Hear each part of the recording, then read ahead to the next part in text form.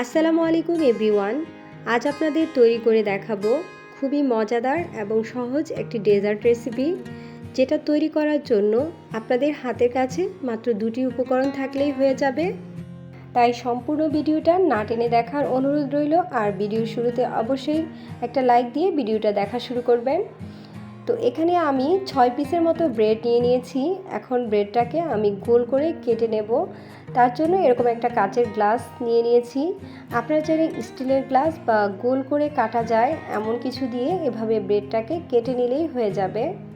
ব্রেডটাকে গোল করে কাটার পর সাইডের যে অংশগুলো থাকবে সেগুলো ফেলে না দিয়ে আপনারা চাইলে ব্রেড ক্রাম্বও তৈরি করে নিতে পারেন। ব্রেড ক্রাম্বের একটা রেসিপি আমার চ্যানেলে দেওয়া আছে, আমি ডেসক্রিপশন বক্সে সেটা লিঙ্কটা দিয়ে দিব, আপনারা চাইলে সেখান থেকে দেখে নিতে পারেন। তো সবগুলো ব্রেড আমার কাটা হয়ে গেছে এবং প্লেটে আমি এভাবে সাজিয়ে নিয়েছি। এখন আমি মালাইটা তৈরি করে নেব। তার জন্য এখানে 1 লিটার ফুল পেট গরুর দুধকে জাল করে হাফ লিটার করে নিয়েছি। আপনারা চাইলে আধা কেজি দুধের সাথেও পাউডার দুধ মিশিয়ে গাঢ় করে মালাইটা তৈরি করে নিতে পারবেন। দুধটা যখন জাল করা হয়ে যাবে তখন এর মাঝে দিয়ে দিচ্ছি 2 টেবিল চামচ কাস্টার্ড পাউডার।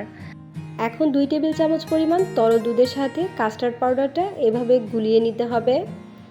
যখন গুলে নেওয়া হয়ে যাবে তখন অল্প অল্প করে কাস্টার্ড পাউডারটা দুধের মাঝে এভাবে ঢেলে দিতে হবে, আর দুধটা অনবরত নেড়েচেড়ে মিশিয়ে নিতে হবে। এক্ষেত্রে খেয়াল রাখতে হবে যেন কাস্টার্ড পাউডারটা দলা পেকে না যায়। অল্প কিছুক্ষণ এভাবে নেড়েচেড়ে একবার বলক তুলে নিলেই দুধটা অনেকটা ঘন হয়ে যাবে এবং মালাইটা রেডি হয়ে যাবে। এই পর্যায়ে চুলা থেকে মালাইটাকে নামিয়ে নিতে হবে। মালাইটা যখন ঠান্ডা হবে আরও কিছুটা ঘন হয়ে যাবে। চুলা থেকে নামিয়ে সাথে সাথেই মালাইটা ব্রেডের মাঝে দিতে যাবেন না, এতে করে ব্রেডটা একেবারেই গলে যাবে। কিছুটা ঠান্ডা করে অর্থাৎ কুসুম গরম অবস্থায় ব্রেডের মাঝে মালাইটাকে দিয়ে নিতে হবে। আমি যেভাবে অল্প অল্প করে প্রতিটা ব্রেডের মাঝে মালাইটাকে ছড়িয়ে দিচ্ছি, আপনারা ঠিক একইভাবে মালাইটা দিতে চেষ্টা করবেন। এই রকম আরও সহজ এবং মজাদার নতুন নতুন রেসিপি পেতে অবশ্যই চ্যানেলটা সাবস্ক্রাইব করে দিবেন আর পাশে থাকা বেল বাটনে ক্লিক করে দিবেন। এতে করে আমি পরবর্তী ভিডিওগুলো আপলোড করার সাথে সাথে আপনাদের কাছে নোটিফিকেশন পৌঁছে যাবে।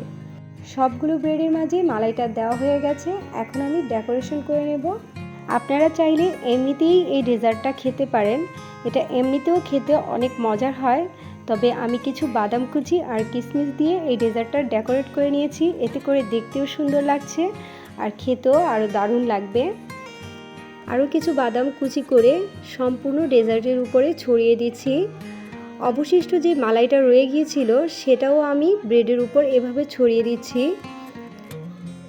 একটা চামচের সাহায্যে আপনাদের দেখিয়ে দিচ্ছি মালাই চপটা কতটা সফট হয়েছে। মুখে দিলে যেন একেবারে মিলিয়ে যাবে। বাচ্চা থেকে বড় সবাই এটা খুবই মজা করে খায়। আশা করি আমার আজকের রেসিপিটা আপনাদের সবার কাছেই অনেক বেশি ভালো লেগেছে। আপনারা অবশ্যই বাসায় একবার হলেও ট্রাই করবেন। আজ এই পর্যন্তই। আল্লাহ হাফেজ।